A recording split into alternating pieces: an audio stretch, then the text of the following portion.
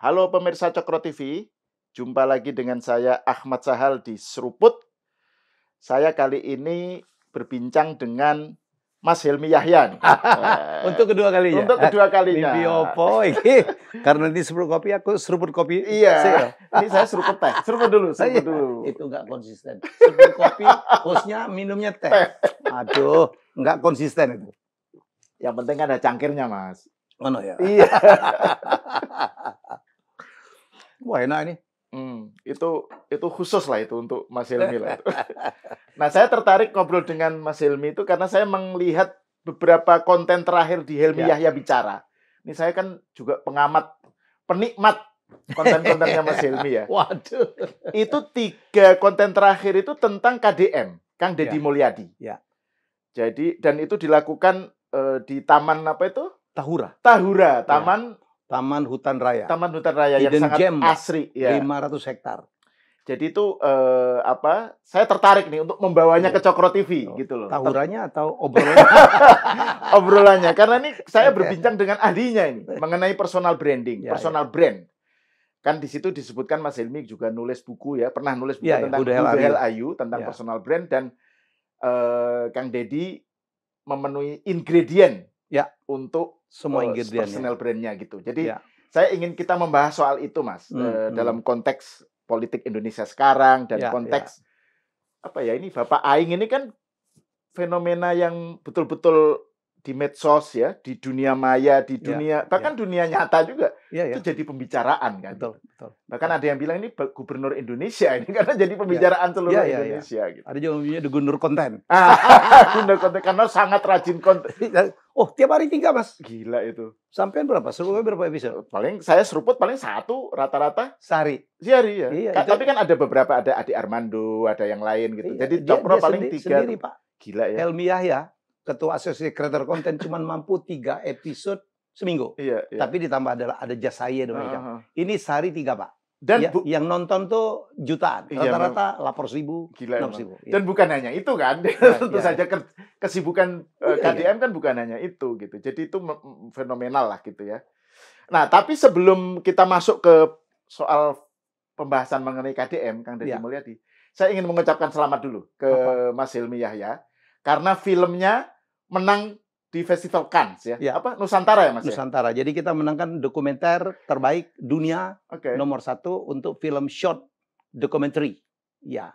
Jadi Nusantara. Itu cerita tentang Majapahit, cerita tentang Gajah Mada yang menyatukan Indonesia dan dibuatnya di Indonesia, Pak. Studionya Neira Neira Studio, Neira Vision itu di Indonesia. Jadi kita udah punya ahlinya. Ya berikutnya kita akan sharing, kita akan kembangkan. Kita akan khusus ngangkat legenda-legenda ya. Kalinyamat, Jeporo toh. Kalinyamat. Oh, Ratu Kalinyamat ya. Ratu Kalinyamat. Terus apa? Malahayati, Majapahit. Siliwangi. Sriwijaya. Terus yang Indonesia Timur itu apa? Oh iya, Enrique Maluku. Saya akan start Enrique Maluku. Jadi bagaimana ini ternyata Indonesia punya potensi. Saya kan membantu juga di ekonomi kreatif ya. Karena asosiasi itu dibikin oleh Menteri Ekonomi Kreatif inisiasinya. Jadi ini adalah peluang kita mengembangkan ekonomi, melakukan promosi, cerita tentang masa lalu yang tidak mungkin real shot, Pak. Ya gitu. Jadi saya pikir AI itu adalah solusi gitu ya. Bagaimana seniman kita, artis kita belajar AI harus, kalau enggak ketinggalan. Dan kita akan segera bikin akademinya juga. Dan ini luar biasa menang dalam festival. Kita aja kaget, Pak. Festival Cannes. Ya, dan sekarang menuju Oscar. Oke. Mohon doa aja. Ya. Wah, selamat Mas Helmi Yahya sebagai eksekutif produsernya lah. Ya. Nah, terus sebentar lagi akan ada launchingnya ya? Ya, mungkin minggu depan. Lagi nunggu waktu Pak Menteri, nunggu waktu Ibu Gubernur Maluku Utara yang cantik itu, Mas. Oh, dia terlibat juga ya? Iya, karena ini yang yang Enrique ya? Enrique itu kan ada di Pulau Tidore.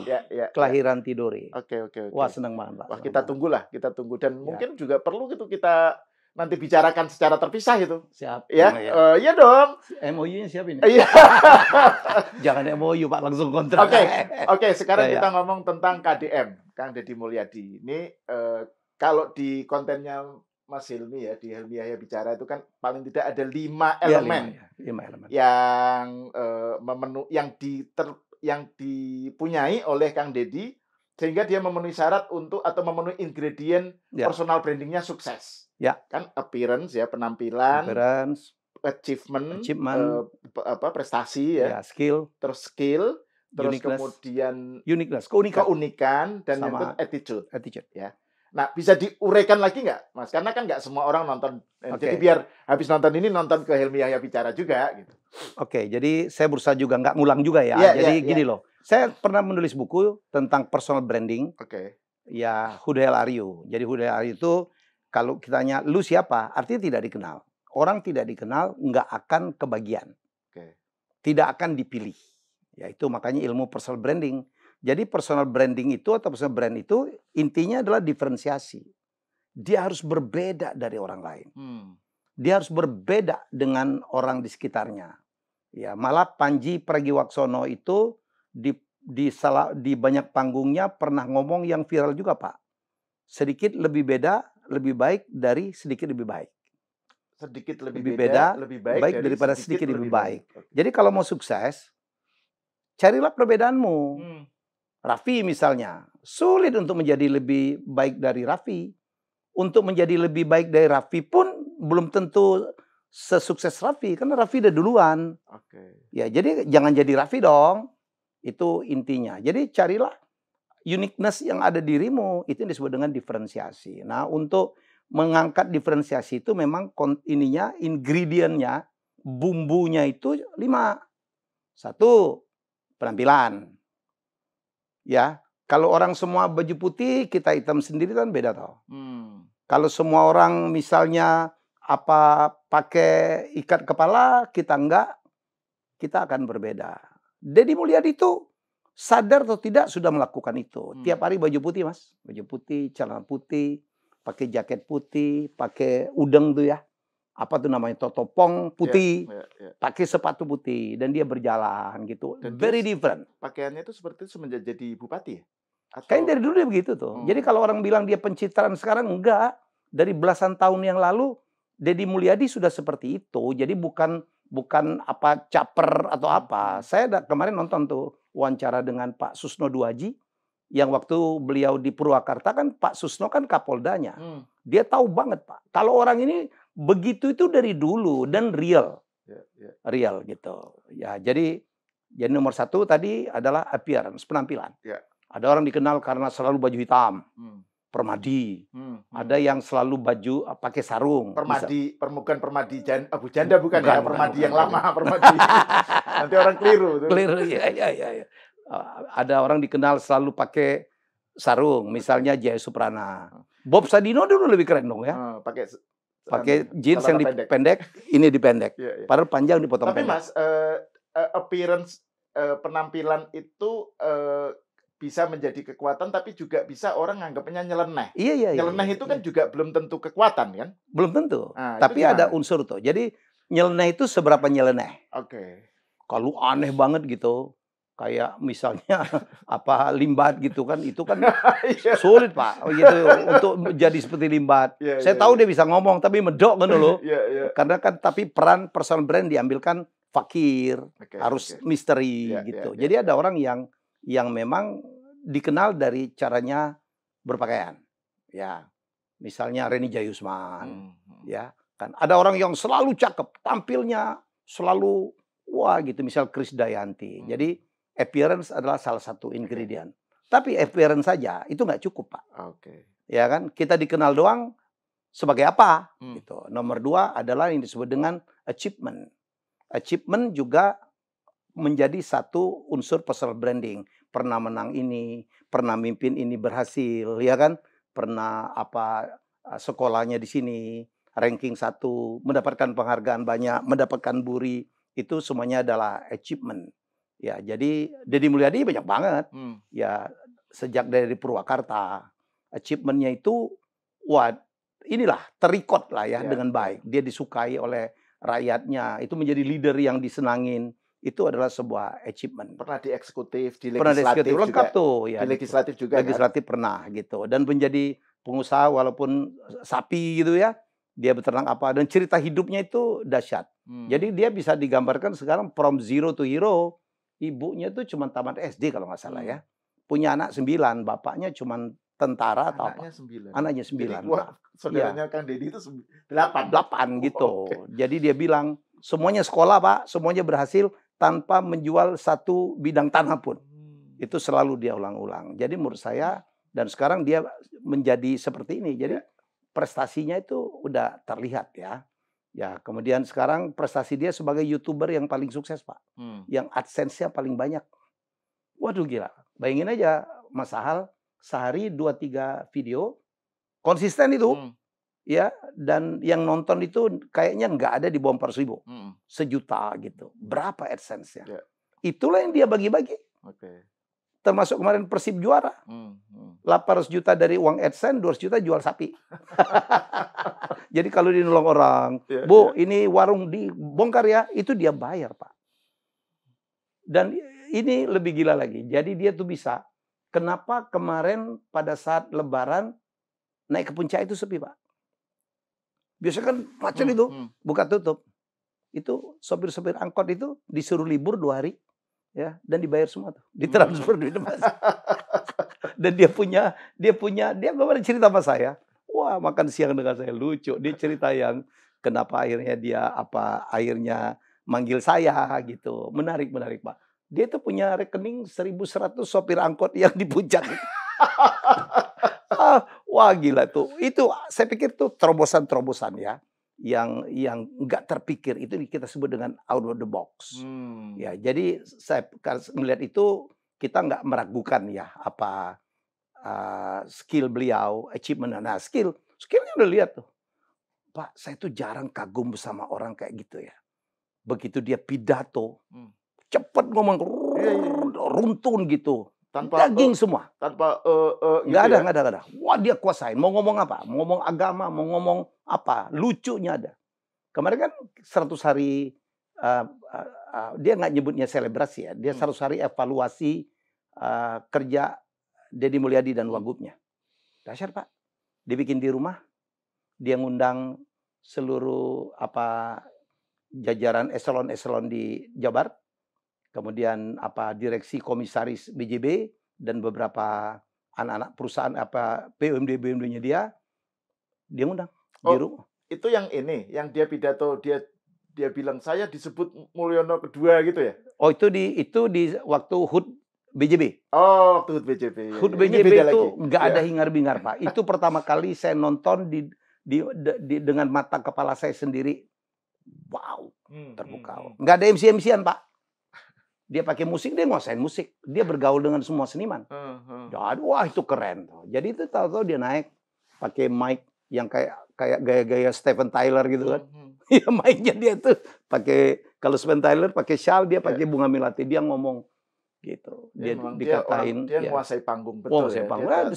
Semua kritik terhadap dia itu dibalas dengan guyon. Iya. Saya enggak keberatan kok dipanggil Mulyono, orang saya Mulyadi. Iya. Begitu. Semua kritik terhadap dia tuh. Dia bahas dengan dikritik Rocky Gerung aja dia ketawa-ketawa aja gitu.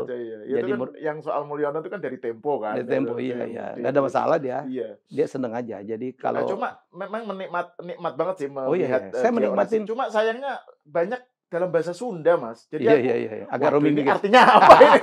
Saya sebagai orang Jawa kan nggak paham gitu. Tapi memang itu sesuai ya dengan nah itu ilmu komunikasi, Pak. Kita nggak ngomong loh dia itu akan nanti saya udah bilang sama dia, udahlah, fokus di Jawa Barat aja dulu. Ya udahlah, orang lah mau dia ke 2029. Enggak. Dia tuh nggak segitunya gitu. Dia ini orangnya tuh apa ya, Pak ya? Bekerja itu tanpa pamrih lah. Duit dia udah jalan sendiri lah. Dari AdSense saja udah lebih dari hidup. Dia punya peternakan sapi, kambing gitu, udah lebih dari cukup, Pak. Gitu. Jadi menurut saya ini orang udah memang bekerja untuk rakyat aja gitu. Jadi kalaupun toh nanti 2029 itu konsekuensi kali ya. Itu cerita lain. Orang aja lah yang menghubungkan ke mana. Enggak. Dia ngomong sama saya enggak. Nah, dalam ilmu komunikasi, we have to speak in our audience language. Oke. Jadi seorang komunikator yang baik, karena saya juga banyak ngajarin komunikasi, adalah kalau kita mampu untuk bicara dalam bahasa audiens. Saya kan ke Mas Al kan jadi kejojoan toh. Ya karena itu ilmunya komunikasi. Saya ketemu dengan orang Batak, saya jadi Batak. Ketemu orang Inggris, saya jadi Inggris. Jadi menurut saya, Deddy Mulyadi yang punya rakyat 50 juta lebih, Mas, Jawa Barat itu setara dengan Korea Selatan. 2 kali penduduknya Malaysia. Ya kan, lebih banyak dari Jerman kali. Nah itu orang Sunda. Dia ngomong tuh bahasa Sunda. Ya kita agak roaming-roaming lah, Pak. Gitu loh. Jadi menurut saya itu benar tuh. Karena memang tidak pernah ada desain atau pikiran dia untuk meng-Indonesia. Itu ekspektasi orang. Gitu loh. Dan saya pikir itu skill. Masuk ketiga. Komunikasinya top, bos. Langsung tuh. Dia bisa bercanda dengan komedian-komedian itu kadang-kadang kurang ajar tuh. Dan dia nikmatin gitu. Dia bisa ngomong, kamu udah begitu penampilannya gitu ya. Udah cuman gitu, istrimu di mana-mana. Loh itu katanya ada pemimpin gitu kok ditinggal sama istrinya gitu, dan dia ketawa gitu, Pak. Komunikasi dia dengan anak kecil namanya Egi itu. Iya, dia dicengin nyantai gitu nyantai, ya. Nggak balas. Karena beliau ini kan ini seniman juga. Iya, betul. Kemarin dengan yang datang kan Sujiwo Tejo dalam selebrasi Sosari. Saya lupa nyambung ya. Peringatan atau evaluasi Sosari itu dibiayain sendiri, Pak. Peringatan 100 hari. Iya, di rumahnya dia, di Subang. Peringatan 100 hari dia ini memimpin Jawa Barat. Peringatan 100 hari memimpin Jawa Barat. Itu dibiayain sendiri, Pak. Wow. Nggak menggunakan anggaran sama sekali. Jadi menurut saya, skill-nya, leadership-nya ya, langsung, Pak. Sekarang bayangin, kan kemarin si Burhanuddin Muhtadi kan baru saja merilis sebuah survei. Kepuasan masyarakat terhadap Deddy Mulyadi itu adalah 94,5%. Iya, 94 itu. Gila, bos. Itu luar biasa. Ya, fenomenal. Jadi saya pikir, kalau dibilang dia nggak punya manfaat, lah itu rakyat lah. Tanya rakyat. Ya, termasuk dia dikritik juga tentang sekolah di barak itu ya. Tanya pesertanya aja gitu. Ya, ini kan banyak kita yang nggak ngerti, ngejat, mengevaluasi sesuai dengan perspektif atau kepentingan kita. Dia mah jalan aja, Pak. Mas Al pernah lihat tuh alumninya waktu dilantik itu di wisuda ya, berdiri pakai alumni yang barak itu. Alumni barak itu. Ya, setelah itu kan mereka berdiri dengan pakaian uniform yang kayak keren banget itu. Kemudian dia tidak persilakan atau siswa alumni itu ke ibunya, tapi ibunya disuruh nyari sendiri anaknya. Ibunya si sudah anak berubah. itu. Iya. Wah, harus nonton. Nangis, Mas. Ada anak yang cium kaki ibunya. Ada ibunya nangis. Yang saya mau nangis, saya sama nangis. Ada beberapa yang ibunya tidak datang. Dia panggil, dia peluk. Mulai dari sekarang, untuk yang ibu yang nggak datang, kamu jadi anak Deddy Mulyadi. Di Bandung aja. Nanti mau sekolah, saya sekolahin. Aduh. Saya ngelihat ya. Gitu. Jadi skillnya beliau leadership, komunikasi. Dan cepat banget, Pak. Cepat banget. Tadi pagi saya berkomunikasi untuk satu hal. Saya bilang, Kang, saya perlu SK. Hari ini, kelar. Gak ada nunggu. Oke. Makanya dia tuh mendatangin masalah tuh. Di wawancara saya dengan Sekda, ya Kang Herman Suryaman yang itu ketawa-ketawa kan dia. Iya, itu yang konten yang tentang itu ya. Kenapa Kang Deddy tidak pernah kantor. Dia cuma 2 kali ke kantor, ke Gedung Sate. Gila, ya. Karena dia bilang, saya itu adalah milik seluruh Jawa Barat. Bukan milik Gedung Sate doang. Dia berkeliling. Jadi dia menurut saya skillnya oke. Kemudian nomor 4 itu uniqueness. Unik banget, Pak. Mana ada pemimpin kayak gitu, sendalan, kadang-kadang ceker, ya nyeker aja gitu. Ya kemana-mana, berjalan, berdialog dengan siapa. Unik saya pikir ya. Ya, jadi saya nggak mau ngomongin yang lain. Jadi ini ada model seorang leader yang berbeda. Yang mungkin selama ini belum ada gitu. Ya. Nomor 5, attitude. Wah, sangat humble, sangat melayani, sangat komunikatif, sangat cepat, ya sangat hormat sama orang. Ya, jadi menurut saya toleransinya luar biasa, attitude-nya. Dia benar-benar mimpin gitu. Ya sangat integritas juga teruji lah. Karena dia nggak kepengen apa-apa tuh. Saya kan berhari-hari itu berkali-kali ngobrol sama dia. ketawa, cekakakan. Dia di depan seniman, dia ketawa. Wah, dengan Sujiwo Tejo mah udah ancur-ancuran ngomong gitu. Jadi menurut Betul-betul saya satu frekuensi ya satu dengan frekuensi. seniman. Dia Iya, ngerti ngerti banget. ininya gitu loh, Iya. apa semestanya seniman dia Wah, iya, tahu iya, gitu dia tahu ini. semua, Pak. Nah, Jadi tapi itu Mas, kalau ya. soal attitude ya, itu kan kadang-kadang yang terbaru lah misalnya ada yang dengan apa itu Persatuan Sepak Bola yang dia Oh marah-marah iya, itu. iya, iya, iya. Nah, itu apakah itu keceplosan karena dia Enggak. terlalu emosi atau memang itu sesuatu yang Enggak. Dia bilang saya pemimpin, saya tuh real aja. Kalau saya mau tawa, soalnya ketawa. kan yang tampil di video itu kan Iya, ya. kelihatan marah banget kayak Iya, ya. apa ya, betul-betul kok segitunya marahnya. Kenapa Iya, nggak iya, iya. kan ada yang bilang kenapa nggak langsung dikasih tahu aja gitu si supporter itu gitu. Misalnya itu gimana Mas? Tahu kan keluarga kelakuan nggak semuanya supporter bola ya. Itu kan acara lagi kalau nggak salah lagi berduka lah ya. Yang penonton gitu. Tiba-tiba ada sekelompok pendukung satu persatuan sepak bola ngangkat spanduk. Ya teriak lagi. Pak, kita melihat dia real, Pak. Kalau mau marah-marah, he is human. Gitu. Kalau marah-marah, habis itu besoknya kan dipanggil. Iya. Ini acara saya. Ini acara orang lagi suasananya itu bukan suasana demo. Kamu ngerusak acara saya. Harus diajarin, Pak. Dia adalah orang yang berani ngajarin anak-anak itu. Ya, jadi kalau nonton deh dia panggil berikutnya. Jadi itu justru malah menunjukkan bahwa dia nggak kosmetik gitu ya. Jadi kalau dia marah-marah, what you see is what you get gitu ya. Ya, yang lucu lagi tiap pagi itu dia sepedaan, pakai ini earphone, itu dia nggak bisa diganggu, Pak. Iya. Dia ya kan KDM kan bilang saya tuh sombong kalau jam sombong. berapa Kalau sampai jam berapa sombong dia nggak diganggu.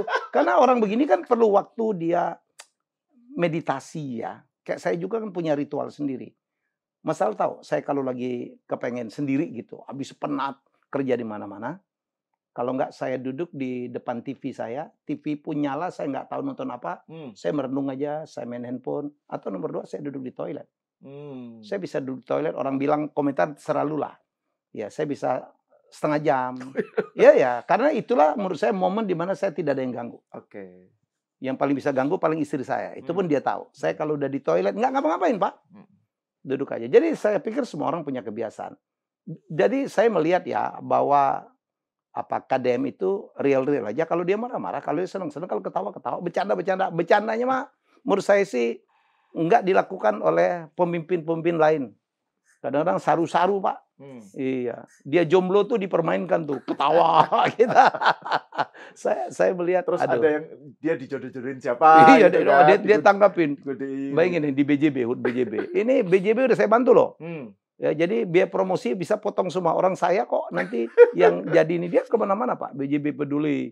Tapi ini gagal nih, masa saya kasih waktu 3 bulan nih untuk mencarikan calon saya. Kalau nggak dapat, saya pindah promosi bank lain. Itu dijadiin bercanda, Pak. Jadi real banget. Waduh, jadi menurut saya ya itu kalau kita ngebahas di personal branding ya. Tapi personal branding kita tahu, Pak, itu harus real, Bos. Nggak boleh fake. Ya, itu satu tuh. Nah, ini kalau sampai ketahuannya sekarang gimana, Mas? Apa? Personal branding itu ketahuan bahwa itu real dan tidak fake itu bagaimana cara melihatnya? Ada yang kita maksudnya secara umum, tidak dalam konteks Pak. Kadang-kadang butuh waktu ya, butuh waktu. Kan kita berkali-kali ada orang baru saja dapat penghargaan integrasi KPK, besoknya berapa kali kena OTT. Itu artinya fake, Pak. Dan personal branding itu hasil dari sebuah journey yang sangat panjang. Apalagi sekarang digital track kita kan bisa ditarik tuh. Wah, kayak kelihatannya jujur, ternyata tidak.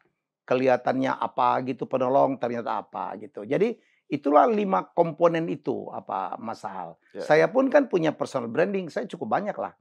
Jadi Raja Kuis, Raja Reality Show. Wah, jadi Jeff Bezos itu berkata, personal branding itu adalah apa yang dikatakan orang kalau kita tidak ada. Bisa Mas Al tuh ngetes tuh. Aku nih opo? Wah, orang pintar, ya toh. Itu gitu tuh. Orang apa yang dikatakan orang kalau pas kita nggak ada ya. Jadi itu persepsi, Mas. Jadi nggak bisa kita mengatakan, oh aku nih bukan saya Pak yang ngeklaim Raja Kuis Pak. Orang lah, kadang ngelihat karya saya, achievement saya. Dan saya itu lengkap, membawakan. Mas Tanto aja membawakan doang. Mestinya kan Mas Tanto dong yang jadi raja kuis. Tapi masyarakat malah adiknya. Sorry ya. Jadi itu perjalanan panjang. Kalau ngelihat, kalau ditanya, saya kadang seminar tuh saya tanya, oke, what do you think about Helmi Yahya? Wah, raja kuis, ya raja reality show, Dirut TVRI yang dipecat, lengkap tuh Mas. Yang paling menyakitkan tuh adiknya Tantowi Yahya. Dan belakangan politisi, PSI kan. Nah terus itu Mas Helmi, di konten berikutnya kan Mas Helmi bicara tentang setelah 5 elemen itu kan ada soal kayak keris itu ya. Iya. Bagaimana ada positioning, ada komunitas, bisa dijelaskan lagi nggak di sini? Jadi itu hubungannya apa dengan yang 5 tadi itu? Ya, untuk gini nih, personal branding itu punya 2 masalah Mas. Ada personal brand yang positif atau negatif. Ya, nomor 2, persoalan dalam personal branding itu ada orang sadar atau tidak. Sadar melakukan personal sadar branding. Kalau personal branding itu ada, Pak. Oh. Kadang-kadang udah nggak tahu. Padahal kan kalau kopi itu kan ada merek ini, merek ini. Semuanya kopi, tapi kan punya diferensiasi beda-beda. Kopi kenangan gimana, janji jiwa gimana, kopi tuku gimana, kopi tubruk gimana, Starbucks gimana gitu. Aku nggak mau nyebut merek. Malah masalah. Nggak apa-apa di sini. Itulah hebatnya kopi masalahnya kan. Nah orang lupa Pak, kalau manusia pun punya brand juga. Nih sama-sama MC Pak, MC. Tantowi Yahya, Helmi Yahya, siapa lagi? Si banyak banget kan. Ada Daniel Mananta, ada Boy William, ada Raffi Ahmad, ada Uya Kuya, ada Edwin Jody. Ya, ada macam-macam lah. Rossi misalnya. Ada Rossi, ada siapalah. Rezeki enggak ketukar, Pak. Ya kan? Rezeki enggak ketukar. Jadi kebutuhan acara lah yang menentukan siapa yang cocok. Kalau dibutuhkan MC yang ABG, ibu-ibu jejeritan gitu, kalau dia keluar siapa yang dipilih? Raffi lah mungkin ya. Raffi mungkin, Daniel Mananta, ya kan. Kalau yang bahasa Inggrisnya bagus, ya cakep, mungkin Daniel Mananta. Kalau untuk cakep, tinggi, kearap-arapan, untuk wedding Ferdy Hasan. Nggak ketukar Pak. Ya kalau yang mungkin untuk di mall atau apa gitu jerit-jeritan, mungkin ya siapa lah gitu. Kalau untuk otomotif jadi Edwin Jody. Tapi kalau perlu diplomasi, bisa bahasa Perancis, bisa bahasa Inggris, ngomongnya bagus, Tantowi Yahya. Tapi kalau yang ngerti finance, entrepreneur, ya kan, ngerti apa asuransi, Helmi Yahya. Enggak ketukar Pak. Ngerti tentang China. Banyak sekali tuh kontennya Mas Helmi tentang China. Rezekiku dari saya ke China berkali-kali itu, wah gila Pak. Saya hidup dari itu sekarang, ya kan, bawa trip. Jadi menurut saya itulah namanya personal branding, bahwa manusia itu punya brand, enggak ketukar. Ya, jadi itulah sebabnya kita harus sadar. Kalau supaya dengan sadar kita bisa poles Pak. Kita bisa optimize. Kalau nggak sadar gimana bisa? Ya, jadi sekali lagi. Jadi nggak bisa terus hanya mengalir saja gitu, nggak bisa ya. Harus di-create, ya, makanya itu saya ngasih tahu ini loh, step by step untuk membuat personal brandmu. Pertama tuh sebenarnya Mas Sahal, tanya, kita mau jadi apa? Ya, kita tuh mau jadi apa? Purpose hidupnya tuh apa? Misalnya saya mau jadi YouTuber. YouTuber banyak, Pak. Ya kan? Miliaran orang sekarang jadi YouTuber. Ya, harus definisi spesifik tuh. Jadilah YouTuber yang ngomongin politik. Nggak cukup juga. Jadilah YouTuber yang ngomongin politik dan mengkritik pemerintah. Nah, akan muncul tuh nama-nama. Ya, jadi gitu. Gitu. Misalnya jadi kayak saya, jadi motivator. Jadilah motivator, banyak Pak. Motivator apa? Bisnis, banyak. Jadilah motivator bisnis yang menyadarkan orang kalau dunia sudah berubah. Cina sudah menguat. Helmi Yahya. Nggak ketukar Pak. Nah, jadi kalau sudah, nah untuk itu ditanya, dialog dengan diri. Bisa nggak? Saya mau jadi lebih baik dari Helmi Yahya. Bisa nggak? Satu apa? Komunikasi. Kemauan belajar. Wawasan. Punya nggak? Mau nggak belajar? Mau nggak banyak baca, gitu. Kalau gitu ada harapan bisa lebih baik dari Helmi Yahya. Ya, gitu loh. Jadi ya kalau dalam dunia politik lebih complicated ya, karena kan bukan hanya tentang diri tapi juga tentang elektabilitas. Iya, ya, maksudnya bagaimana publik mempersepsikan kan? Tadi soal persepsi itu, Mas. Iya. Walaupun misalnya kayak sekarang KDM 94,5% itu tingkat kesukaannya, tingkat popularitasnya itu kan modal politik itu kan. Kalau di politik lain lagi, Mas. Saya kan ngalamin berkali-kali. Jadi bukan saja personal branding, kapasitas, ya kan, segala macam. Tapi isi tas juga perlu. Nah, saya gagalnya di situ. Isi tas ya. Jadi gitu, Mas. Jadi kita tahu untuk mencapai jadilah titik-titik yang titik-titik itu saya punya nggak bahannya. Ya kalau ngomong aja susah, masa mau jadi motivator? Walaupun ada selalu cara ya, gitu. Nah udah gitu baru yang saya bikin step by step itu. Step pertama itu harus different tuh. Punya nggak kita perbedaan untuk kita olah? Nah itu saya bilang ibarat Kristo. Kristo kan tidak ada yang sama kan Pak? Kristo nggak ada yang sama. Yang buat siapa? Tahun berapa? Bahannya apa? Lekuknya berapa, lu-nya bagaimana, ya kan? Nekuk kayak orang Jawa. Lebih Jawa dari orang Jawa. Karena belajar, Pak. Gagangnya kayak apa, ya kan? Jadi itu dirawatnya bagus apa enggak? Itu diferensiasi, Pak. Tidak ada yang identik di dunia ini. Kembar identik pun ada perbedaannya. Sidik jarinya beda, Pak. Nah, nomor 2, kalau kita udah yakin, oh aku mau jadi ini, yang ini tadi. Habis itu kita harus melakukan apa yang disebut dengan positioning. Ya, misalnya saya mau jadi motivator ilmiah yang ngomong tentang teknologi. Kebayang dong, Pak. Pakainya enggak boleh dong. Pakai jeans robek-robek atau celana pendek, ya toh. Mungkin pakainya harus begini, ya kan? Cara bicaranya, masa apa misu-misu gitu, ilmuwan kok misu-misu. Ya, kemudian bagaimana penampilan ya, bagaimana apa ya, kelakuan juga. Mestinya harus on time, ya kan? Harus disiplin, harus ngomongin, harus apa, hormatin orang. Nah, itu positioning, Pak. Jadi the way we talk, ya the way we look and the way we perform, itu akan menentukan personal branding kita. Nah, banyak orang nggak cocok, Pak.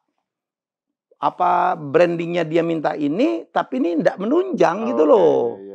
Ya, ilmuwan kok apa misal masuk asosiasi pencari kodok, tidak nyambung gitu loh Pak, melemahkan.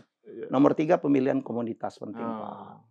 Itu yang saya bilang. Kalau keris itu ditaruhnya galerinya di mana? Apakah ditaruh di bawah ini kasur atau ditaruh di pajang, itu akan menentukan juga personal branding. Itu pemilihan komunitas. Kita harus memilih lah, berteman. Makin tua kan kita makin memilih, Pak. Kalau menurut saya pilihlah komunitas yang menunjang personal branding kita. Kalau kita mau jadi ilmuwan, ikut seminar dong. Masuk asosiasi apa kayak gitu loh. Jangan yang sebaliknya gitu. Nomor 4, sharpening, Pak. Keris itu harus diasah terus. Sharpening ya? Ya, sharpening. Jangan pernah berhenti belajar. Saya bisa bertahan karena belajar saya nggak pernah putus, Pak. Usiaku ini udah 62, Pak. Tapi mau ngomong apa aja, ayo. Kripto. Mau ngomong tentang bagaimana China. Masih kelihatan 49. Saya pikir kelihatan 61 gitu. Kacek setahun. Jadi menurut saya itu jadi 4 itu. 1, diferensiasi. Nomor 2, positioning. Nomor 3, komunitas. Nomor 4 adalah jangan pernah berhenti belajar. Saya alhamdulillah Mas, masih on, masih dibutuhkan anak muda. Saya sharing masih didengerin orang. Kenapa? Karena saya belajar. Saya belajar dari mereka justru. Termasuk yang sekarang lagi Mas Helmi gemari asik itu yang dunia AI tadi. AI itu. Tiba-tiba wong tuwek iyo. Masuk di film dokumen, film Nusantara yang menangkan situ kan. Saya ngajak orang ke China sekarang kalau mau belajar itu, bisnis itu ke China. Jangan ke Amerika terus. Udah kalah itu Amerika. Nah, gitu. Itu yang menyadarkan saya tuh Pak Budiman Sujatmiko. Siang ini akan jadi tamu saya.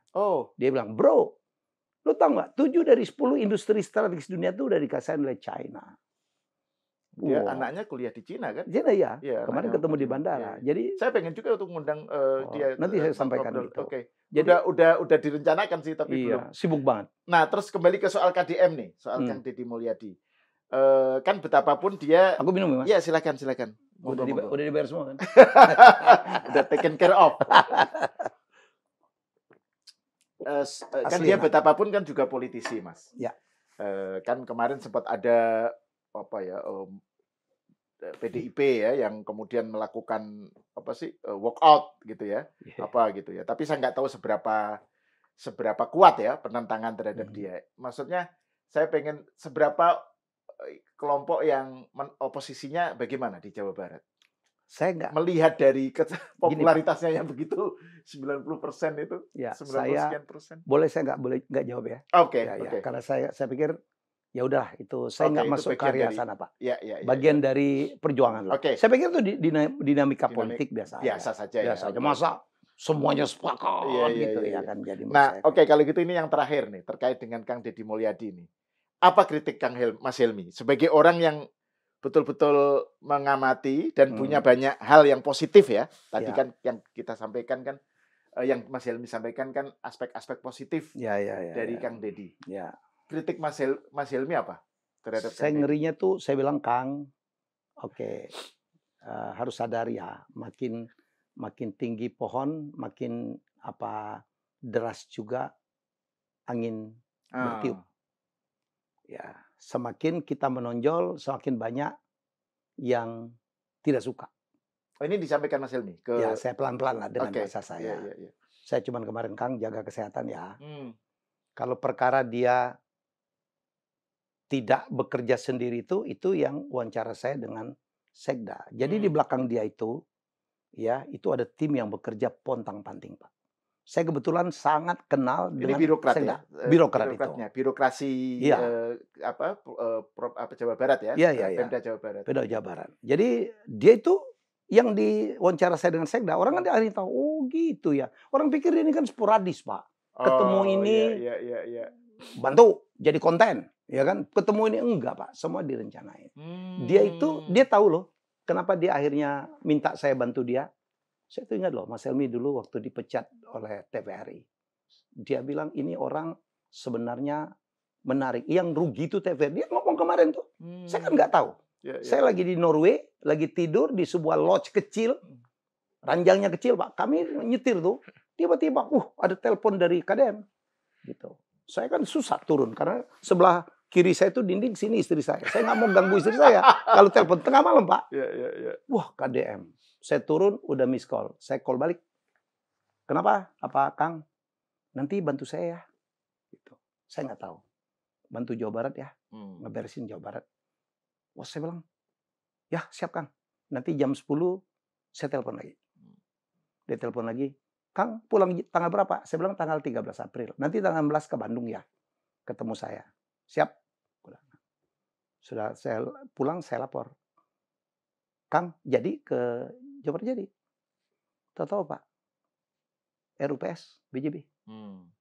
Tiba-tiba saya diminta jadi komisaris independen bersama Mardigu. Gitu. Jadi segitu aja. Jadi ini menurut saya orang ini ya cepet mutusin. Kayak tadi, Kang, saya perlu surat hari ini kelar. Dan diakuin oleh Sekda. Dia nggak ada kata besok. Lakukan hari ini. Dan dia kalau hari ini dia masuk selokan, bersihin sampah, segala macam. Itu perencanaannya dahsyat, Pak. Dia by research. Ini yang saya mau tanya lupa. Soal machinery di belakang dia ini jalan, Pak. Jadi ada tim yang bergerak. Jadi he's not Superman, Pak. Tapi dia punya super team. Yang dipimpin oleh Sekda itu. Jadi dia lihat di WA tuh. Lihat di medsos. Oh, ada ini di Garut. Oh, ada ini di Cirebon. Dia siapin. Besok ya, gini-gini. Siapin ini. Anggarannya bisa bantu dari mana?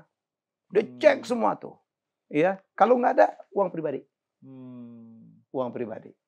Jadi dia mengalir. Jadi kalau dibilang sport, enggak, Pak. Saya bilang sama Sekda, jangan sampai ada aturan dilanggar. Wah, kami menyiapkan semua backup. Saya pernah mimpin TVRI 2 tahun 47 hari. Sebuah industri kreatif tuh. Di mana kita harus berpikir out of the box. Sementara saya akuntan, saya pernah jadi auditor, saya alumni STAN yang sangat paham tentang keuangan negara. Saya pernah ngaudit. Bagaimana bisa dengan keterbatasan disiplin ilmu keuangan negara itu yang banyak nggak bolehnya, saya harus berkreasi. Ya udah, kita berkreasi sebebas mungkin, tapi jangan sampai keluar dari koridor. Saya bilang Mas Sekda, ya kami siapin semua supaya tidak ada aturan yang dilanggar. Makanya orang kaget begitu. Wah, ternyata di belakang timnya begitu. Yang nonton ada 500.000, Mas. Belum 2 hari ini dan naik terus tuh, naik terus. Menarik KDM bilang ini nggak pernah ada tuh wawancara dengan Sekda yang ditonton masyarakat demikian. Membahas aspek di belakang layar. Di belakangnya KDM ini siapa? Ini orang penasaran kan. Iya. Jadi dan dia kan karena punya pengalaman sebagai eksekutif pernah sebagai bupati, jadi dia ngerti detail ya. Ya, Mas Wowi bilang tuh dia tuh otokratis. Ya, karena dia pengetahuannya banyak banget dan dia orang hukum, Pak. Dia tuh orang hukum. Jadi dia pernah jadi anggota DPR, dia pernah jadi wabub, dia pernah jadi bupati 2 kali gitu loh. Jadi dia tentang aturan itu dia paham banget. Gitu. Jadi saya cuma saranin Kang jaga kesehatan gitu. Terus ya gitulah. Tapi gayanya dia begitu. Iya. Nah, ini saya sebenarnya ada yang kelewat ini sebelum mumpung ketemu Mas Helmi tentang sampai dia yang sampai imsak juga nggak apa-apa. Ya, tentang pakaian dia yang khas itu ya. Kan Kang Deddy ini kan dekat dengan Wiwitan ya, Sunda Wiwitan. Tapi kan kita tahu dari backgroundnya kan Kang Deddy ini juga aktivis HMI dulunya kan, background keislamannya kan kuat banget. Tapi kan pada saat yang sama dia ini kan paling getol sejak Bupati Purwakarta kan. Head to head melawan FPI. Iya kan? Dia yang disebut sebagai gubernur atau bupati pemimpin musyrik termusyrik oleh Rizik Syihab gitu ya. Ya, yang ngomong siapa? Ya makanya. Nah, maksud saya ini gimana komentar Mas Helmi soal identitas keagamaan Kang Deddy ya. Dengan background yang tadi dekat dengan Wiwitan gitu ya, tapi juga punya background aktivis Islam gitu. Saya juga sempat Pak kena propaganda juga. Ini orang gimana sih keislamannya? Ternyata dia Islam banget, Pak. Wiwitan tuh semacam adat kalau menurut saya ya. Dan bagus banget, Pak. Bahwa harus lebih way of filosofi. Way of life, filosofi. Saya memandangnya begitu. Dia Islam. Gitu. Harmoni dengan alam. Alam. Karena dia tuh sedih, Pak. Melihat Jawa Barat itu adalah provinsi yang banyak sekali udah terkuras tuh alamnya. Apalagi kemarin Cirebon, apa yang terjadi itu kan lagi-lagi itu kan perusahaan alam sampai dia marah-marah tuh. Yang Gunung Kuda kan di mana-mana tuh. Belum lagi yang banjir Bekasi kemarin. Segala macam. Jadi dia tuh air itu harus dihormatin ya, alam. Ya, jadi saya senang banget nih. Ya saya bilang Kang, kita harus ngebangun Jawa Barat itu melalui pariwisata. Ya kita sedih lah karena ada bandara udara BIJB yang Kertajati itu nggak optimal, Pak. Nah itu asetnya akan dioptimalkan nggak sih? Aset Jawa Barat. Enggak, itu akan Ya ini yang kita lagi plan. Ya di samping kita berharap Haji Umroh Jawa Barat harus berangkat dari situ dong. Ya kan. Kemudian ini lagi dilakukan sama beliau ya. Kemudian saya bilang menghidupkan itu dengan pariwisata. Industri yang paling top kan Jawa Barat, Pak. Punya 200.000 perusahaan, industri strategis semuanya di Jawa Barat loh, Mas Al. Iya dong. Dirgantara Indonesia, Dahan, betul. Nah ya kan. Apalagi tuh Telkom itu kan semua Jawa Barat, Pak. Ya Pindad gitu. Dan saya waktu wawancarain Ilham Habibie, dia kenapa mau nyalon sih? Wagub lagi. Dia bilang gitu karena saya tuh punya kayak tanggung jawab moral itu melanjutkan mimpinya bapaknya. Karena di Jawa Barat lah yang bisa dijadikan provinsi teknologi, Pak. Ya kan? Kenapa? Karena satu penduduknya 51 juta. Industri itu, bayangin BYD di situ, Vinfast di situ, ada Patimban, ada bandara besar, dan ada SDM, Pak. Karena harus disadari di Jawa Barat lah bermukim atau ada universitas atau perguruan tinggi hebat-hebat yang melahirkan teknokrat, ITB, IPB. Kita tuh lupa kalau Bogor itu Jawa Barat. IPB, masih ada Unpad, ada Telkom Uni, one of the best loh. Ada Telkom Uni, ada masih yang lain tuh. Ada Unisba, ada UPI. Jadi orangnya pintar-pintar, Pak. Jadi menurut saya luar biasa lah. Dan orang Indonesia, Jakarta khususnya, kalau mau wisata kemana sih? Pasti Jawa Barat, Pak. Ada yang ke Bogor, ada yang ke Puncak, ada yang ke Bandung. Apalagi ada WUS tuh. Orang Malaysia aja shoppingnya di sana. Jadi menurut saya kalau kita meramaikan pariwisata, hotel-hotel akan penuh. Kan selalu orang sana tuh bilang, Tuhan menciptakan bumi Parahyangan itu dengan tersenyum. Saat Tuhan tersenyum. Tersenyum, ya kan? Makanya orangnya cakep-cakep, ramah-ramah. Hospitality adalah menjadi bagian paling penting untuk mendevelop pariwisata. Makan enak, udaranya Pak. Kita tuh kalau nongkrong di Bandung gitu, aduh enak banget ngopi-ngopi. Itu makan yang peyem. Tahura itu di mana itu kan? Tahura itu di Dago, nembus ke Maribaya. Okay. Mas harus datang. Saya kaget Pak, ada gua Jepang. Ada trekking ya, ada makanan-makanan enak banget. Saya kemarin ke perkedel Cekokom. Waduh kaget saya Pak, keren. Di sekitar Tahura situ? Iya ya, itu kan 500 hektar bos. Wow, oke. 500 hektar. Jadi kalau seneng ya Taman Hutan Rakyat ya? Taman Hutan Raya. Raya, oke. Raya. Jadi orang jogging, orang yoga di situ, ada yang trekking. Jadi saya bilang ini punya Kementerian Kehutanan kalau nggak salah. Cuman jadi BLUD-nya Jawa Barat. Waduh, saya bilang ini potensi luar biasa tuh. Jadi semuanya butuh sentuhan untuk dipromosikan. Wah, saya senang banget, Pak. Jadi saya mungkin seminggu sekali tuh ke Jawa Barat. Senang juga. Karena anak saya kan kuliah di ITB, Mas. Jadi sekali nengok anak lah gitu. Iya. Jadi senang. Ada beberapa tujuan tercapai lah gitu. Iyalah, makan-makan, rileks. Masa kerja terus, Mas. Iya. Jadi saya kalau apalagi WUS setengah jam nyampe, Pak. Jadi pantat tuh belum panas sudah nyampe loh. Iya, belum apa-apa udah nyampe itu di. Dan WUS tuh keren banget. Keren. Saya kan udah keliling dunia ya. Jadi stasiun kereta api kita itu dengan WUS-nya tuh keren banget. Iya. Mungkin karena baru ya, bersih. Tapi memang hospitality-nya keren. Dan semoga aja itu direncana dilanjutkan sampai Surabaya itu terrealisir itu. Ke kampungnya Mas Salam minimal. Iya. Enggak, ke Jepara ya. Ke Jepara. Meloknya jauh ya.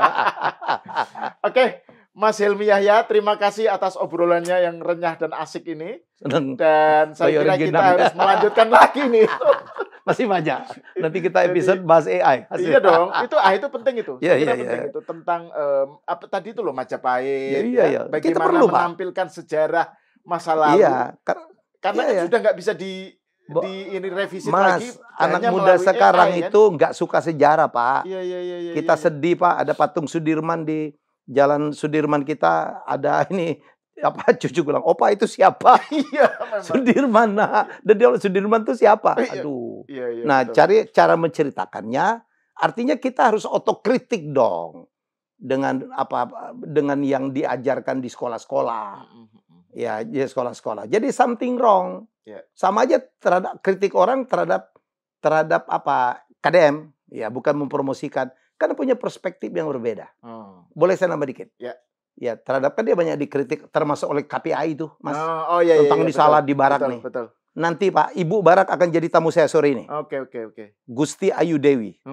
Waduh Pak, dia lagi cerita tentang anak asuh Barak itu. Ya, yang berubah dari pemarah, dari peminum, hilang semua Pak. Jadi kenapa? Karena kita menilainya itu dari perspektif yang kita lakukan selama ini.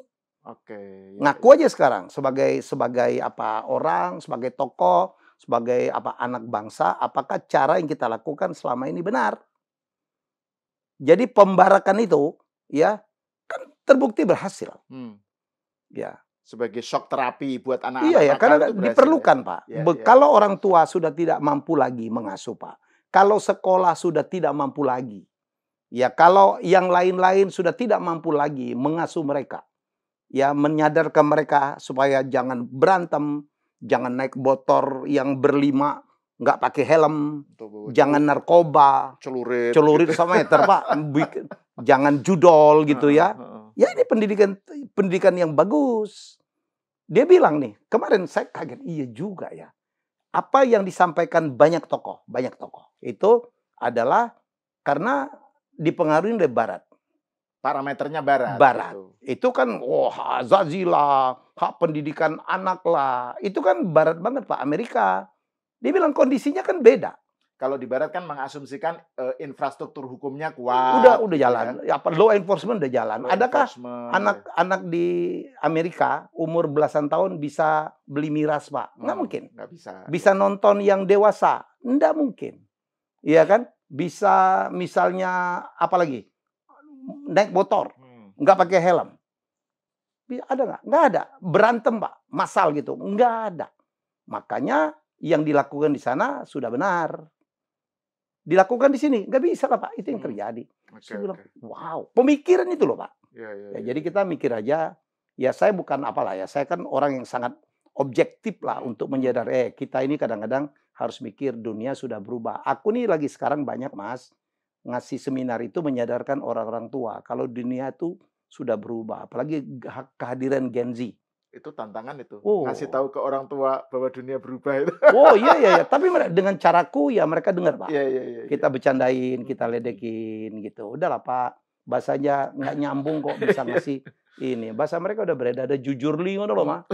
Ada statue gitu. Gimana coba? Iya. Ya, sementara bahasa kita tuh layar terkembang, selayang panjang, sekapur siri, tumbuh kembang. Mari kita mengejawantakan. Aduh, jadi menarik. Jadi memang, nah yang soal itu ada kelanjutannya nggak sih, Mas? Soal pendidikan ke barat itu ada batch-batchnya gitu. Abis Idul Adha batch kedua. Oh, oke. Masalah nanti kalau mau undang aja Ibu Ayu itu. Wah, keren. Ini mau jadi di sore ini ada bicara, Budiman Sujatmiko, kemudian ada Gusti Ayu Dewi akan tampil. Saya tonton nanti. Ya. Saya kan penonton selalu Helmi. Oke, Mas Helmi, terima kasih atas obrolannya. Masih banyak, jadi ada episode selanjutnya. Iya, episode selanjutnya. Jadi tentang AI dan kreativitas anak muda dan sejarah, gitu ya. Terima kasih. Pemirsa, sampai di sini dulu. Kita berjumpa lagi di episode selanjutnya.